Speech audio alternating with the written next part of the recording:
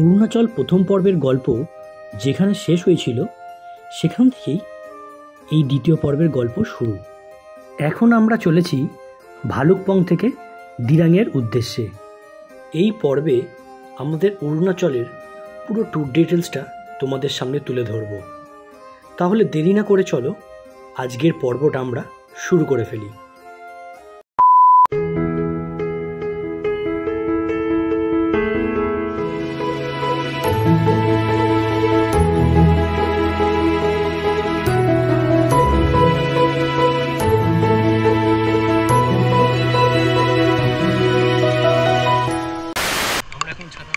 চলে যাচ্ছি একটা ব্রিজের কাছে, সেই ব্রিজের ওখানে হ্যাঙ্গিং ব্রিজের মতো আছে আর ভালো বৃষ্টি পড়ছে। সেই বৃষ্টির মধ্যে আমরা এখন হ্যাঙ্গিং ব্রিজে যাচ্ছি।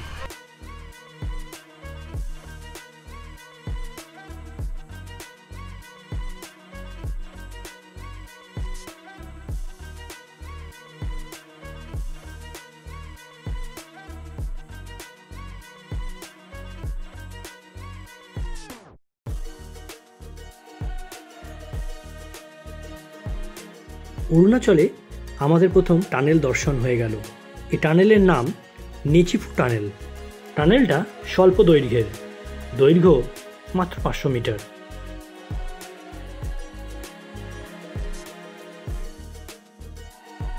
ভারতবর্ষের প্রথম সূর্য উদয় হয় এই অরুণাচল প্রদেশে।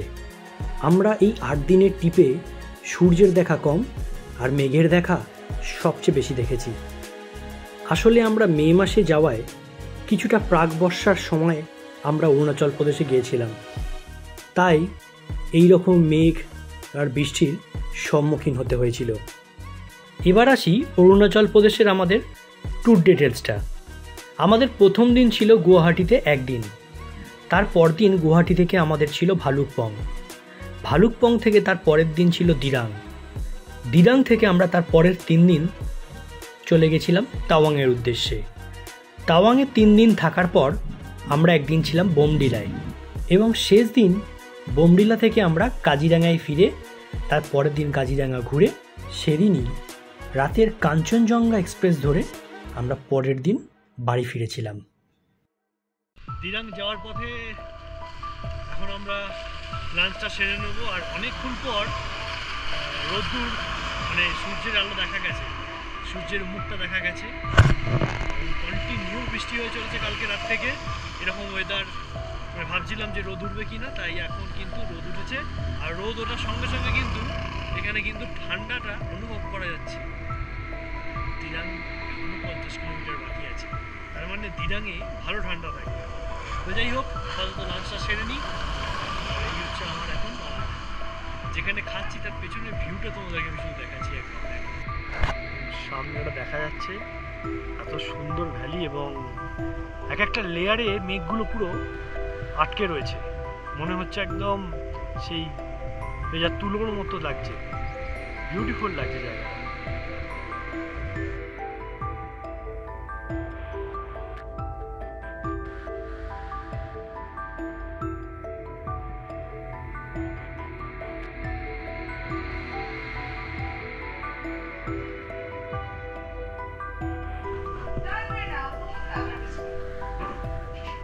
চান করেছো তুমি আজকে?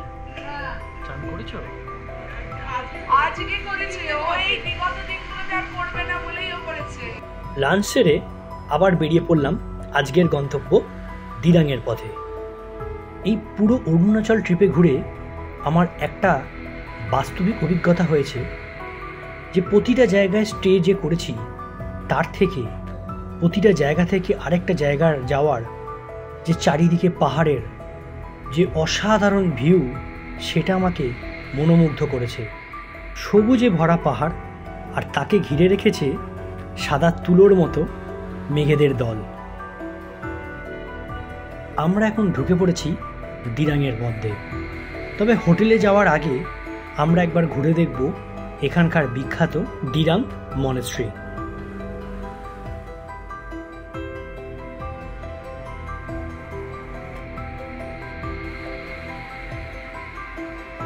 এসে পৌঁছে গেছি দিরাংয়ে, আর এই মুহূর্তে আমরা দাঁড়িয়ে রয়েছি দিরাং মনেস্ট্রির সামনে।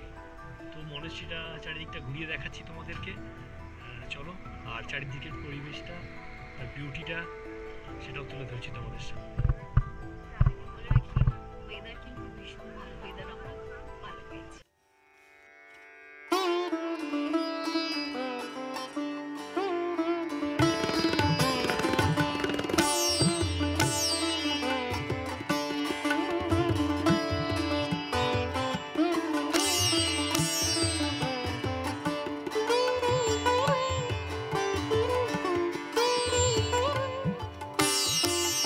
গেছে মনস্রিতে উঠতে উঠতে, অনেকটা উঁচু নাকি ওর, ওটা 4টে সিঁড়ি উঠেছে তাতে নাকি হাঁপিয়ে গেছে।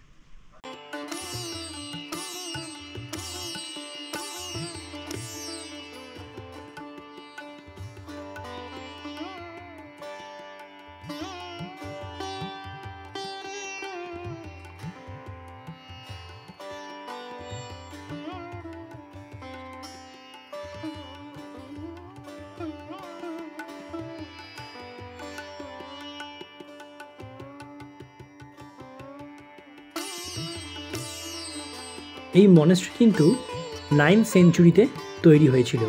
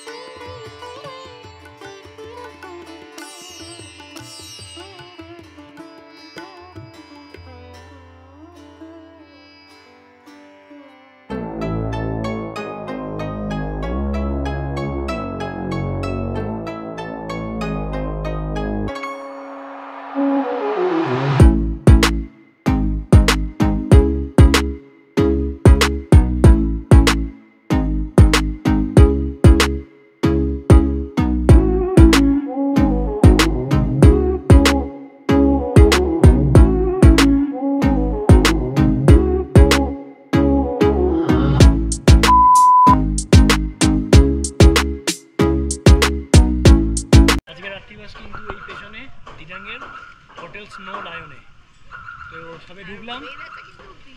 এখন অনেক ওয়েদার পুরো ক্লিয়ার হয়ে গেছে, তো একটু ফ্রেশ হয়নি, তারপরে সামনে মার্কেট আছে, সেই মার্কেটে যাব। তো একটু ফ্রেশ হয়নি, তারপরে তোমাদের সঙ্গে দেখা হচ্ছে মার্কেটে। এই হচ্ছে হোটেল স্নো লায়ন।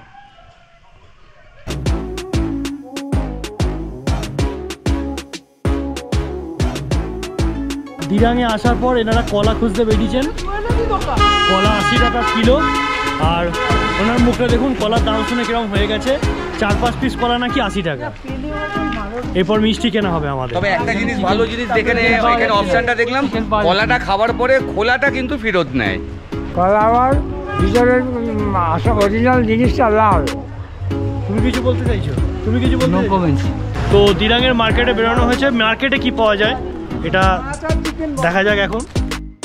মার্কেট খুবই ছোট এবং যা আছে তা ওখানকার লোকাল মানুষদের দৈনন্দিন জীবনযাপনের জন্যই যথেষ্ট, এবং যেগুলো আমাদের ট্যুরিস্টদের জন্য রয়েছে সেগুলো যথেষ্টই দামি।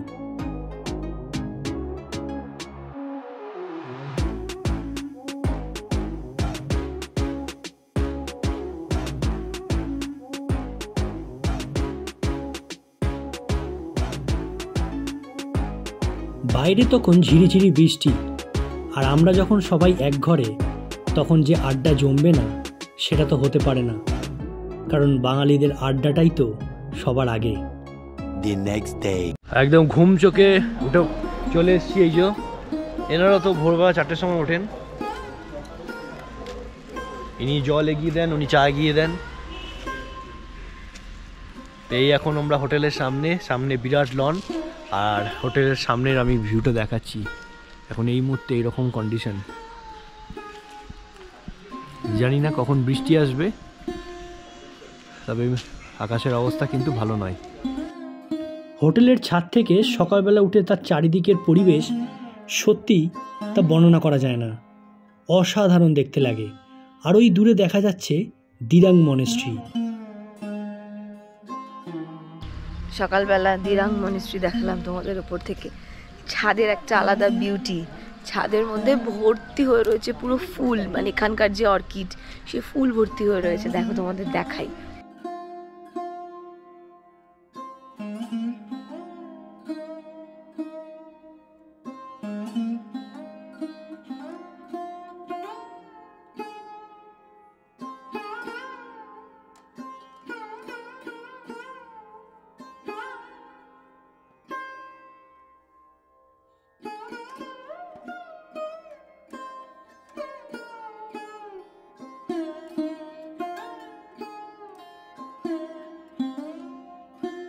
আমার তো মনে হয় পাহাড়ের সঙ্গে মেঘের নিজেদের মধ্যে কথোপকথন হয়, না হলে এই বোঝাপড়া না থাকলে এই দৃশ্য হয়তো আমরা দেখতে পেতাম না।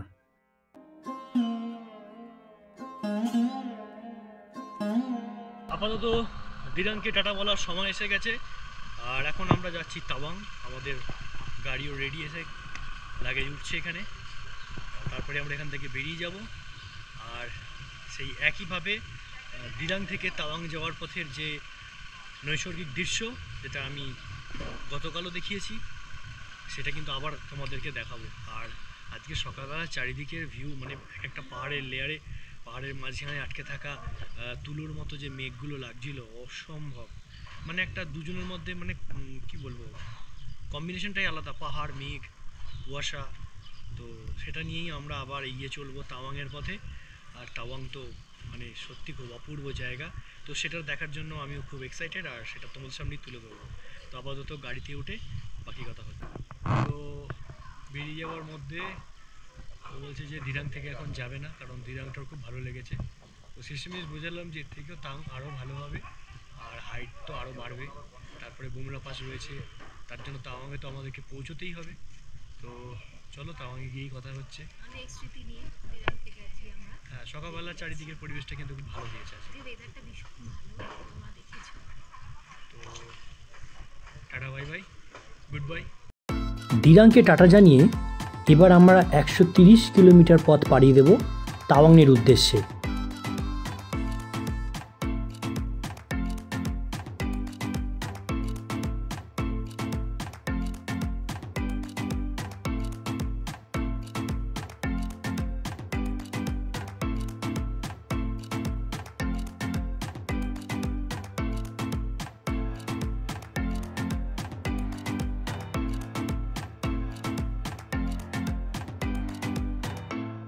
পাহাড় নিয়ে যতই গল্প করব, এই গল্প কিন্তু শেষ হবে না। তাই এই পর্বে আপাতত আমাকে থামতেই হবে। আবার দেখা হবে তোমাদের সঙ্গে অরুণাচলের থার্ড পার্ট অথবা তৃতীয় পর্ব, সেই তাওয়াংকে ঘিরে। তাহলে চলো আজকের মতো গল্প এখানেই শেষ করি। খুব তাড়াতাড়ি নিয়ে ফিরছি অরুণাচলের থার্ড পার্ট। সঙ্গে থাকো, দেখতে থাকো।